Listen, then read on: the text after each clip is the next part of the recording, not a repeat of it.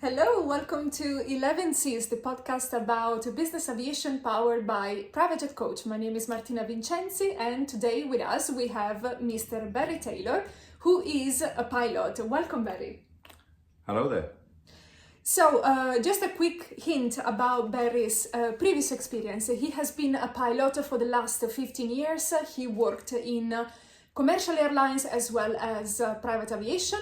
And before that, his background also includes some jobs as a ground staff in an airport. So he has the full picture, 360 degrees, backstage, front line, everything about aviation. And today, Barry, we have a few questions for you. Okay.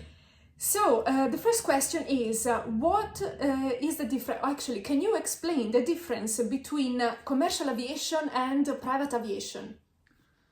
Okay, so first and foremost, the crew themselves, they're effectively qualified to the same standards, and that's where the similarities end, really.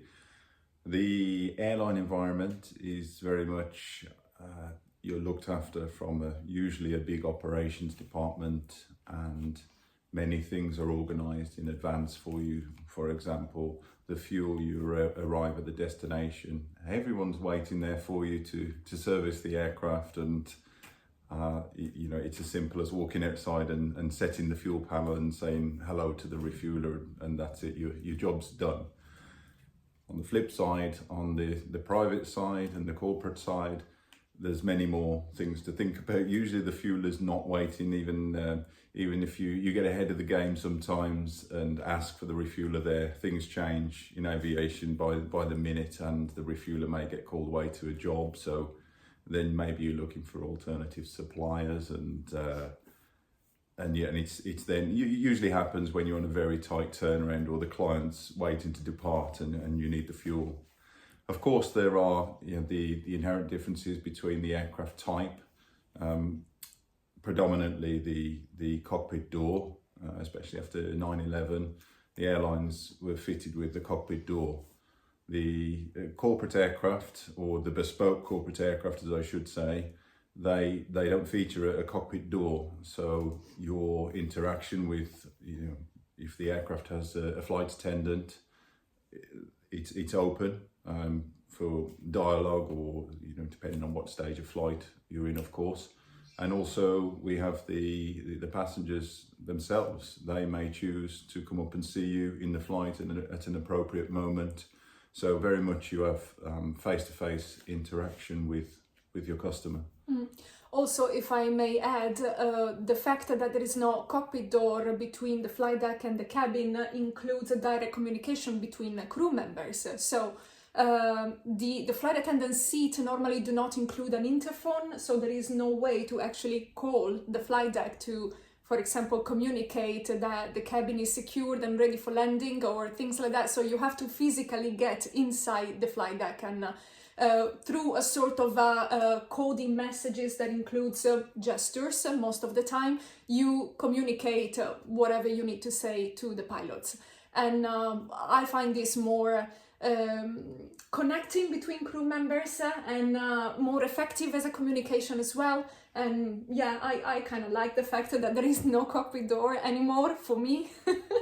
So yeah, this is something that I do appreciate. And I suppose the other differences are, the areas in which you operate or you report to the jet. You may have to commute to meet the aircraft you're flying. It may be away from your home base, where you take an airliner to start with to go and meet your aircraft, and maybe your crew are already assigned to the aircraft they've already been flying, and it's a single crew change. Again, different to the airlines, where normally you'll meet at home base in the crew room all together, or separately perhaps the cabin crew initially, whilst they do their briefing together, the pilots do their briefing, and then the pilots will lead a briefing for the entire team to set out the day, which again is unlikely to change in the airlines. But the corporate side, it's very much dynamic. And I know, Martina, that you're going to come to probably another question to elaborate on this further, so I'll leave that there. Okay, so let's move on to the next question. And now that we have explained a little bit the differences between commercial aviation and the private jet aviation, the business aviation, what are the differences in between the two pilots? So a pilot who fly in the airline and a pilot who fly a private jet. What is the difference in terms of a daily job or qualification that you need, or any other relevant aspect? You just touched on qualifications, probably a good one to start with. So, as I touched on earlier, you start off as a commercial pilot, and then you're trained to fly whichever equipment or machine you are to fly or operate together. Usually in the corporate world, these type ratings, this training, even though the duration of the training is very similar to an airliner, there are a lot less simulators in the world to conduct the training. So predominantly they are very, very expensive. And to give you an example, a typical airliner type rating could be 15 to 20,000 euros. And some of the very expensive corporate aircraft are 120 plus thousand euros. So it's a very expensive game. Expensive pilots, I would say. And secondly, once you're on the line, and it's a steep learning curve to start with, because I did actually make a note that resilience is key, and to start looking at alternatives early and come up with a plan B, a C and a D is often very useful to have up your sleeve. The other elements are your working relationships with people. I found in the airline, for the example I gave earlier with the refuelers, you don't have the time with the turnaround times in an airline to actually engage with some of these third-party suppliers. Whereas in the corporate world, especially some of the places you visit most, you get to know some of these people, and it breaks the day up. And for myself, I've built up many relationships over the years from the corporate environment, which has been, it's very nice. It's a very sociable environment to operate in, not just with your crew when you're away with the crew, but with other parties that contribute to the success of your day. I would say that business aviation promotes relationships at every level, with your clients, with your customers on board, in between crew members, also with the ground staff at the airport, refuelers, caterers. It's a little bit of like we are all together in the same storm, let's say, and we are trying to help each other to make it work. So yes, I would say that this is a very good point and a very good explanation about the type of how intimate the relationship can go between people in this field, in this industry. And I think just to conclude on that, just to maybe finish off on the question, it's with the corporate world, you can be more proactive, as I said, and you can change your day. You can choose to change the day in conjunction with the client and the company's requirements. Whereas in the airlines, we are operating to set schedules. The aircraft leaves at this time, and that aircraft's plan is mapped out for the next week, the next 2 weeks. We can't just decide to delay the flight for a couple of hours, or we can't just decide to select another destination. As long as it's safe to do so, we make the flight. If the weather or whatever factors affect the safe landing, we divert to an alternate airport, and again, the operations team kick in and make the necessary arrangements to move the passengers to their destination. Yeah, that's also very true. It's a sort of in the airline, the schedule, the route, the days, and all the flights are kind of written on the stone, and they cannot be changed. They can be cancelled, yes, of course, but that's the maximum. You cannot really change anything around them. While in business aviation, according to how the day is going, according to the weather, according to new situation, new needs of the clients. You may even end up changing the destination during the flight. So you are actually flying somewhere, and during the flight, at a certain point, the customer may, I mean, it did happen to me just a couple of times, not very often, because it can be quite complicated to accommodate this request, but eventually, let's say it's something easy, you are flying within the same country and the destination is still within the same country, so it's a little bit easier. And just the customer showed up in the flight deck saying, you know what, actually my meeting has been cancelled, I don't need to go there anymore, can we go somewhere else instead? And all of a sudden you have a bunch of new paperwork and requests and communication that needs to be done in order to accommodate this. So yeah, this is just probably a glimpse of how dynamic the business aviation can be. Most certainly, Martina, and it's another good point of knowing what to pack for. And I remember in an airline, you have your scheduled night stops, so it may be you're somewhere in Europe in winter, so you know to pack your warm clothes, or it may be in the summer, you can travel lighter, when you're going to be home. The corporate side, you have no idea, and for myself, I've been caught out many times with the inappropriate luggage, and either been too cold or in the height of summer, somewhere it's 30 something degrees just with my winter clothes. Oh yes, and also something else that luckily didn't happen to me personally, but to a close friend of mine. She started her rotation with a positioning flight, so a flight with the airline to reach the jet and the crew in America in that case. So she flew this super long flight, I think also with a couple of stops in between of the journey, and she reached San Francisco.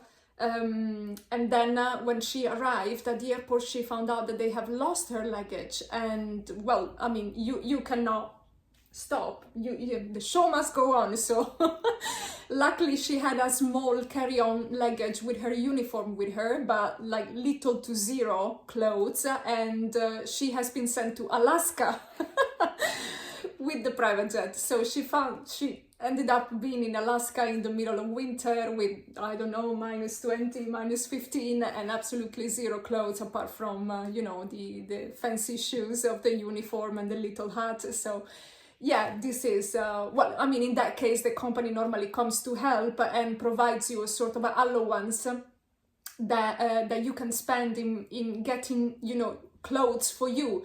Because again, the industry is so dynamic that even if you claim your luggage at the lost and found, where should they deliver the luggage? Because you don't know where you're gonna be. The duty period during your rotation on a private jet, you're basically standby. You don't really know where you're gonna fly. I would say up to 24, 36 hours maybe. This is like the longest notice you have for the flight to be confirmed. So you are definitely going there.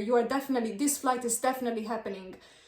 So she couldn't even say, yeah, please, I am staying in that hotel. Just send the luggage over there, and I will collect it, because the luggage was stuck in Europe, so it was taking forever to come over to America and then to arrive to Alaska. So yeah, she found herself a little bit in a dramatic situation. And then, yeah, that means forced shopping. Oh well, it's a hard job that somebody has to do it. I think just maybe to introduce a small amount of humour, and then so it doesn't come as a surprise to anyone looking to join the corporate industry. I mentioned about the expensive type ratings that you have to undertake to obviously fly these bespoke aircrafts, but what a lot of people don't realise, and I'm sure you testify, Martina, that there's other important elements to this task, and it's first and foremost the airports we operate and the office we report to. They have many different coffee machines, and it's always a joke amongst pilots about knowing how to work the coffee machine, because they're all different, and some of them can be equally as complex as the aircraft we fly. But also operation of the vacuum cleaner on board is it's also critical, and some of those are quite complicated. So please be aware that it is a requirement of the job to understand these critical elements. Definitely, yes. And I would say, on behalf of the entire community of the VIP flight attendant, thank you very, very much for helping us with the cleaning and operating the Dyson or the vacuum cleaner. However, now that we are touching this point, I think I have something to confess in here. So during my training, when I try to explain about the differences in the relationship between the flight deck and the cabin in the airline compared to a private jet, one of the probably easiest example is that on a private jet, the pilots are very supportive and they tend to help you with the cleaning, because the cleaning of a private jet is part of the task of the post-flight duties of the VIP flight attendant. So that means cleaning the bathroom, cleaning the toilet, cleaning, vacuuming the floor, polishing the windows, the tables, etc. Take care of the rubbish and everything that goes with it. But when this happens, so we are on ground at destination, and hopefully we are at the end of the working day, and the pilots, they kind of want to leave. So they are like, can you please move on? How long do you need? And so this is a moment of a great pressure for the flight attendant, because they all want to leave and they push you to leave. But at the same time, you want to get things done, and you don't want to leave until you are done with your task, because it's kind of a big responsibility. You are not supposed to leave the jet not in perfect conditions. I mean, unless of course the situation doesn't allow you to do so. But otherwise, you try to really make it absolutely perfect. So normally, I won't say it's like always the case, but very often the pilots on a private jet, they do help with the cleanings. But what I say, and here is my confession, I normally tend to, of course, thank them, but then checking how they did the cleaning and possibly not trying to make any comment if it is not done in the way I want it, because they can get offended. So yeah, I tend to say, yeah, that's perfect, thank you, brilliant, amazing, thank you so much. And then when the pilot is not looking, I just finish to polish in the way in the way I want. So yeah, here it was my little secret. Well, moving on the next question, if you are happy to. I'm ready. This question is something very, very close to my heart, and that I find very important, and that finally I had the chance to ask to a pilot. So it needs a little bit of an introduction before.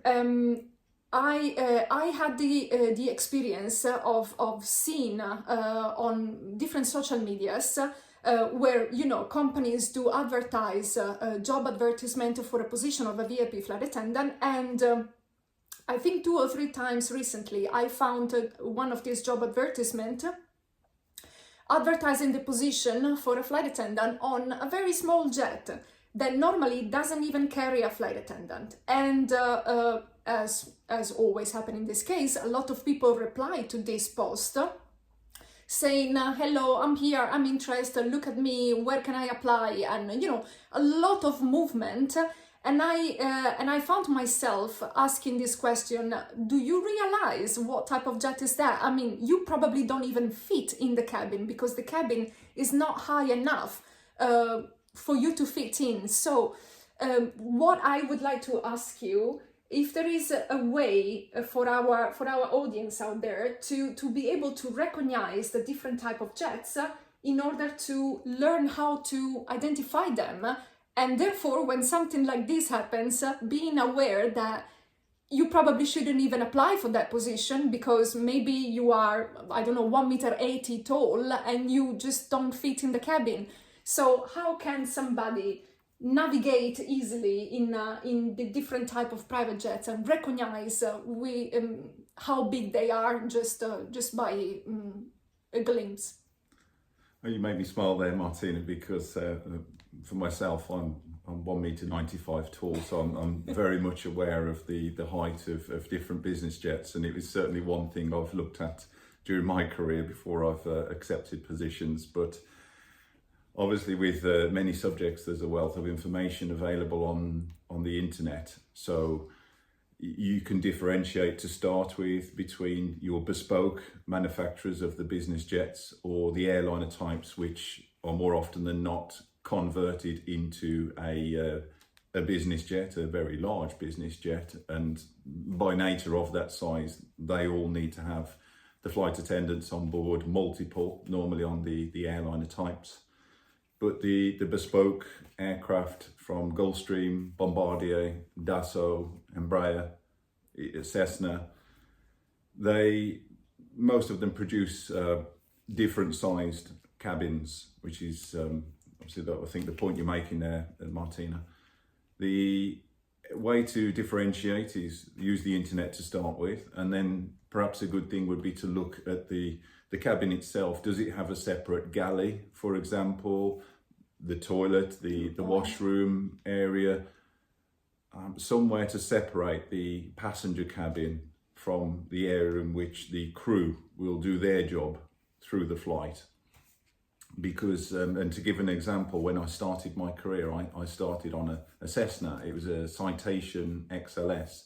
That aircraft was classed as a mid-sized business jet. Or it's just about a mid-sized business jet. So in that cabin, there was nowhere to have the flight attendant, have some time to prepare a service, for example, even to store the catering. It was challenging. So we only flew with a flight attendant on request, because they simply had nowhere to go and effectively sat on a divan in the passenger cabin just behind the pilots. So not ideal. But definitely the cabin size, the information's out there on the internet. Just if it's a job advertisement, put in the type, or whether it's for example, Bombardier, the Challenger series aircraft, the smallest one I believe it's classed as a super mid-size, and the cabin height is as I said, I can't stand up, but I think, Martina, yourself at your height, you can stand up in this aircraft. And then going up to the larger elements of the Bombardier Global Express range, the newest aircraft being the 7500 and the 8000, it's a very large cabin, and I think this is in the new money, Martina, but they're 6'2", 6'3" cabin height, so it should be around 2 meters. Yeah, just under 2 meters. And I think Dassault have just released their aircraft, are the largest bespoke business jet cabin out there, which even I'm led to believe can stand up in them. But other things with the separate toilets, when you're talking the very small aircraft, they don't have an externally serviced toilet, or one that doesn't flush like a normal toilet. It's almost like if anyone's been camping and it's this flat plastic container, a cassette style toilet, and it has its drawbacks when it comes to servicing. The actual cassette has to be transported through the cabin and given to the ground staff to discard and to replenish. So yeah, does that answer the question, Martina, or shall I elaborate on some other areas? No, I think it does answer the question. So basically, to recap, if you come across a job advertisement and the type of private jet is advertised, because sometimes they don't do, to be honest. So if they don't do, simply something that you can do is go on the website of the company and check their fleet, and then you'll find out pretty quickly what type of jet they fly, and therefore how big they are. If the type of jet is advertised, is mentioned, so then just Google it and look at the images. If there is a proper galley, also with, hopefully with the appliances you need, like oven and microwave. There are some large jets or heavy jets that do not have all the appliances. So by appliances I mean oven, microwave and fridge mainly. But in that case still you have a galley and you can work on that. As Barry said, the fact that there are like defined spaces for the crew and for the customers. And a flight attendant seat, for example, like we normally call it crew rest or crew suite. So it's an area separated by the cabin where the flight attendant is going to be seated. If there is one of them, is certainly a good choice. Check on the cabin height. I am 1.74 m and I don't fit everywhere. And bear in mind that there is a official classification of the private jets listed in categories and it's worldwide applicable. So if a jet is classified as a medium-sized jet or even smaller entry-level jet, that doesn't have a flight attendant. So not all of the private jets do have a flight attendant. It's something that comes in the scene only with a few types and just the biggest. Small jets normally do not have even the space for a flight attendant. And actually to make a note out of this, if that's the case, the service on board a small jet without flight attendant is actually conducted by the pilot. Fond memories, Martina. Please tell us about it. How does it work? Effectively, once the takeoff is complete and you're up to the cruise altitude, one of the crew members, normally you take it in turns, unless someone that prefers to liaise face to face with the client, and you'll go back and ask them if they're okay, if there's anything you can get them, maybe make them a tea or coffee or supply them with the catering. But the service it's fairly limited, and it's certainly by no means to the level that a qualified and very well trained flight attendant can provide. Normally that you cover that in the briefing, and there's also the times when Mother Nature decides that you can't leave your seat with the turbulence, or it's a very busy flight, negotiating the thunderstorms we encounter, for example, in the summertime. And then it can be the passenger may come forward and just ask the simple questions, where's the bottle opener, for example, and that's a typical question, the bottle opener, or they normally board and they're very hungry, they haven't eaten all day, they've been busy with meetings, etc. So yeah, it's challenging without a flight attendant, and for us as pilots, I consider it's a luxury to have another team member on board and get to see what you do in the flight. It's impressive, and the level of service that can be provided on a corporate jet or a private aircraft it's incredible. I would add one extra free type rating that you get when you fly on a corporate jet, which is the galley. So normally pilots on a private jet are quite familiar with the galley and where all the things are located, and a part of being able to operate a coffee machine and the Dyson, they can also, just help themselves with if they need a spoon or if they need a bottle of water or whatever else, because they know where to find it. Something that in the airline, it wasn't the case, or at least in my experience. Definitely they couldn't, pilots, they were not familiar with the galley at all. So yeah, it's a good point. Okay, so running then into the last question of this interview for you, Barry. We would like to listen to some funny stories or some episode that had created a sort of a benchmark in your career. Okay, there's probably some stories that have slipped my mind over the years, and perhaps some that wouldn't be best shared on the channels. But it was the introduction to this world and cost, effectively, or the lack of observation sometimes for cost. So typically we fly passengers, and from certain airports they're allowed to bring their pets, and the most common being the dog. Mm-hmm.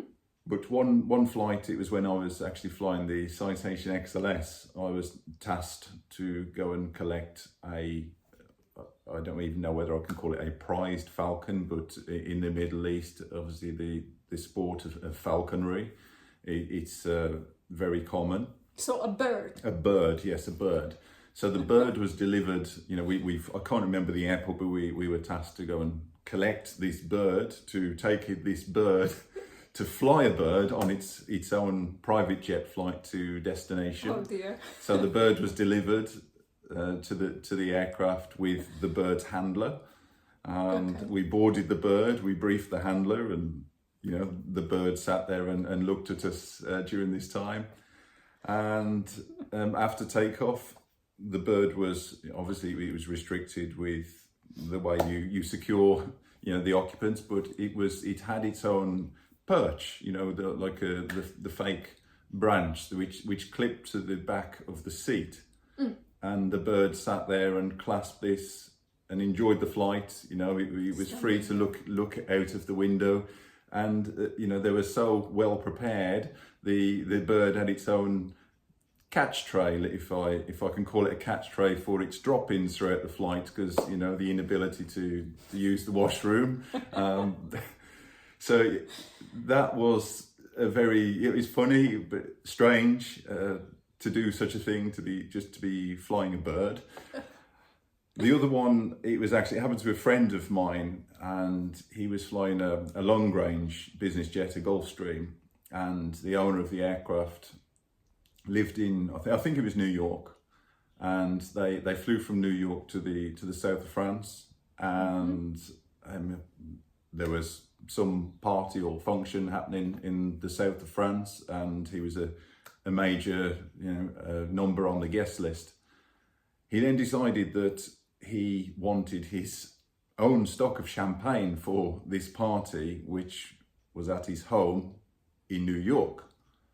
So he sent the crew back with his aircraft back across the Atlantic to New York to collect the champagne for the party, which absolutely defies belief when they're in the south of France, and if I'm not mistaken, Champagne is less than an hour's flight north from the south of France to collect, as much champagne as anyone can drink at the party. And again, it takes some time to get your head around these flights that occur. Yeah, definitely. There are some situation that you struggle to believe how.